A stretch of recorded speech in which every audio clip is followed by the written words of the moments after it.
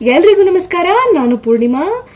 ಯಾರು ಅರಿಯದ ನೇಗಿಲ ಯೋಗಿ ಲೋಕಕ್ಕೆ ಅನ್ನವ ನೀಡುವನು. ಆ ಅನ್ನದಾತನಿಗೆ ನೇಗಿಲ ಯೋಗಿಗೆ ನಾವೇನ್ ಕೊಡ್ತಾ ಇದೀವಿ ಅಂತ ನೆನ್ಸ್ಕೊಂಡ್ರೆ ತಲೆಗೇನು ಬರೋದೇ ಇಲ್ಲ.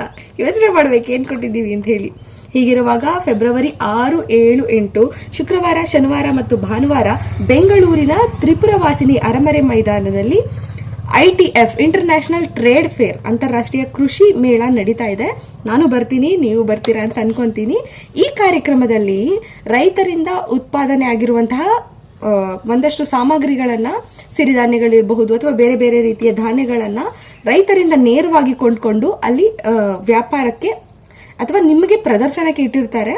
ಅದನ್ನ ನೀವು ಕೊಂಡ್ಕೊಂಡು ರೈತ ಸಬಲೀಕರಣಕ್ಕೆ ಅನುವು ಮಾಡಿಕೊಡ್ಬೇಕು ಅಂತ ನಿಮ್ಮೆಲ್ಲರಲ್ಲೂ ಕೇಳ್ಕೊಡ್ತೀನಿ.